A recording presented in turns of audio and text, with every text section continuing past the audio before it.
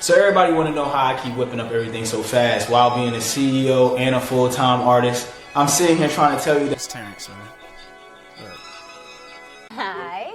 So I wanted to have you here today. Y'all already know what time it is because I generally just have conversations with dope creatives that I see being their authentic selves and that are either, you know, a part of the communities I come across or, you know what I mean, they just fly and I want to know why, right? So that's essentially why I got you here today because, you know what I mean, you've been really, the first time I actually interacted with you, you serviced me. Like, you took me to a show that was really imperative for me to get to. Like, now, mind you, you know what I mean, I would have caught public transportation and that would have been a whole escapade. I had checked it. It was like a 2.5-hour ride. Yeah. So it's like, I want to start there by just thanking you. I don't think I know I thanked you probably in the DMs or something, but I ain't never really thanked you personally. And, like, that was something that was important to my journey. You feel what I'm saying? Like, it's like, I ain't want to miss that show, and especially shouts out to AV, because there are actually some people that I would qualify as being a part of my creative community, or the creative community that I'm a part of as well, just macrocosmically is like, they dope people. So what's your connection to, like, how did you find the post? You know what I mean, give me a play-by-play, like how that came across your table, and like how that aligned with you and why you even helped me out. Yeah. And be frank, honestly. Well, you know, I've been following you for a while, and I will, like, comment on things occasionally, and, you know, you'll respond. And so just off the bat, I felt like, okay, these cool peoples. And I think you had said something to me that, like, oh, you have leadership discernment. Because I had commented on a post about, like, working with other creators and things like that. And I had commented that, like, it's not that I don't want to work with other creatives, it's just that when I try to, they tend to let me down, so then I have to do more work when the point was to, you know, spread out the work. Right. Yeah, so we can all work together. And you had said, oh yeah, you have you know, leadership discernment, and I was like, okay, I like him because he said I had discernment and I was a leader. Okay, great. And I appreciate you reminding me that, because that's also what I gather from your content, like after we met up at the AV show and stuff, like, or that you took me there and we had that experience.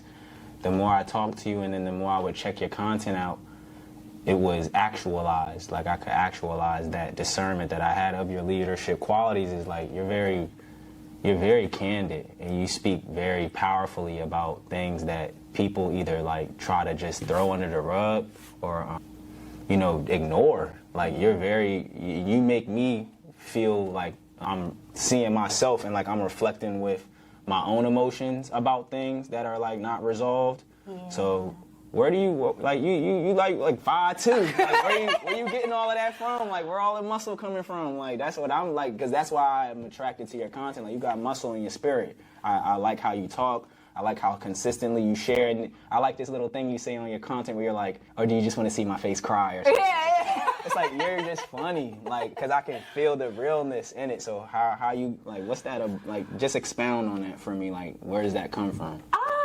Well, I feel like I grew up on the internet, right? Okay. So I'm talking like I was 5 years old. I remember your post when you were talking about it. Go in. Yeah. You were talking about it. So I was like 5 years old on the internet, you know, trapezing through all the good stuff and the bad stuff and the really bad stuff. Right. So it was just like absorbing all of that at a young age. Luckily, when I was younger, I was able to, like, usually pick the good content as opposed to the bad content.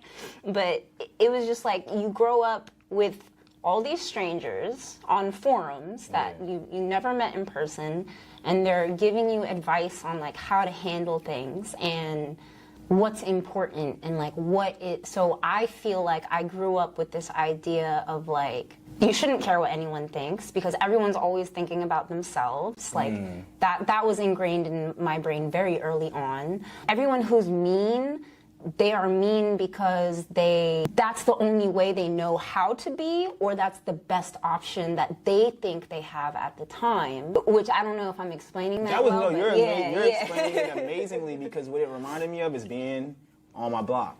That's like how I felt being on my block. Literally what you just said is I was taught those same two things early on in my life around, and they were strangers, right? I had, shouts out to my pops, because I know one day my family watch everything I do when they get a chance. So it's like, shouts out to my pops. My dad was a really good role model. He did the best that he could to raise me. But there were so many other influences on our neighborhood. So that, like, I tended to just like veer into that.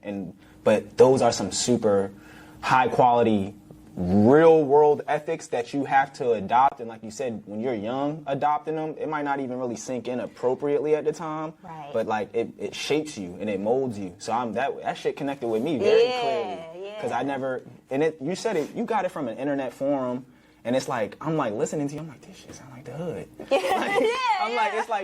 It's because these are people who don't, and this is my opinion from what connection I made. These are people who are not ingrained or societally like tapped in. So they have this outer bounds like point of view. And you can look at it and be like, all right, some of this stuff's not good and it's not healthy, but it's validated. There's truth behind it, and so you gotta figure. That's what I was saying before the camera came on. I was like, I was just trying to figure out how to navigate it. I didn't want to become that stuff. Right. But once I started, you see it exists. So you're like, okay, fuck. Like, that's what's going on. All right, definitely don't want to be in that, you know what I mean? And sometimes even for a child, you want to know, why are those things happening? Right. Like, why are people... So it's like, that's the oxymoron of it. It's like, they're so mean, but why? Yeah, Like, you want to know, and I think that's where, like, a little bit of my childhood trauma developed. So we'll get into that later, but it's like, the reason I asked is because I understand why we can relate, because we have... My friend told me, he was like, you're able to see the good in any situation. And when he told me that, I'm like, because I've seen a lot of just the holistic, all of the approach to a lot of situations. It's just well-rounded in it. So with what you mentioned about content, right? You know, I know you do poetry. I know you talked a little bit about, your mom introducing you to just like certain professional gigs or like modeling, things like that. So like, can you tell me about your like artistic disciplines and how that upbringing, growing up on the internet early, and like where that connected with your artistic view and like your journey and stuff? Yeah, so I mean, as far as like what I do, I do everything. But so first of all, I grew up playing piano and violin because Asian moms want you to play violin and piano. Know that. That's a traditional thing that Asian families do. Yeah, so that's a big thing. Asian families. I'm not saying it's every Asian family, but in general, you have to either learn piano or violin or cello, like one of those string classical instruments. Is there a reason why? Well, it's partially because research shows that if you do study music from an early age, it's better. You develop better math skills. You develop better, emotional connection to things. It's just better for you overall. Do you think it helped? I think it helped. Oh, yeah, I think it helped. Right? Yeah. Mom knew. Right. Shouts out to mom. Yeah. Well, go ahead. And so I started out with that, and then I also did different things. Like I took dance classes. I took a martial arts like sword fighting class. I was in theater when I was a kid. My mom would take me to like photo studios, take my pictures taken, and so like I got really used to like modeling, and I'll still model for people today. Like I modeled for the Red Cross back in like April or something. I wore a Snoopy Red Cross shirt, and it went viral. Word. Yeah, so if you look it up, you'll find me. Thank you. And I do poetry, and I write music, and I'll record music, and I do podcasts. So like, I do everything. But I just feel like I do everything, and people always say like, "Oh wow, you're so talented," but it's not that talented. It's that I was given the opportunity to do those things, and then I just kept doing those things. You work hard at it. Yeah, so like I still have my kondo swords, I still have my violin, and I also learned other instruments after violin, so I have my saxophone, my keyboard, I have my recorder, and I'll just take it out once in a while. I'm not like professional, so I can't like... Well, I could if I practiced, but I don't practice enough to be able to like perform very well in front of people anymore. I used to, but now it's just It's just a matter of like, I just keep doing it. Poetry, I just keep writing it because there's just, I consider my poems more prayers than poems.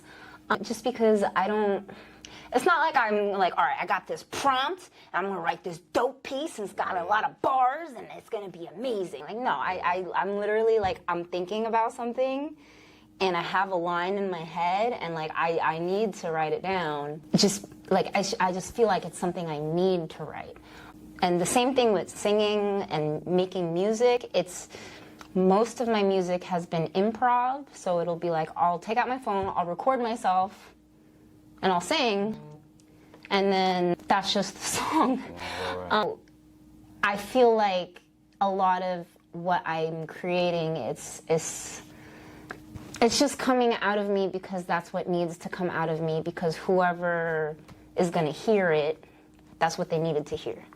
You know what I mean? I love what you mean, because I think, you know what I mean, I'll expound more in a moment, but I want you to take a chance to introduce yourself, because I like to cut my clips, because I got a very vigorous editing style, so I want to end this clip by you introducing yourself, because I never gave you a chance to do that, and then expound more on what you were just talking about. Yeah. So I'm Sammy B, well, artistically known as Sammy B. My real name is Samantha Beneficudo, just in case you wanted to know.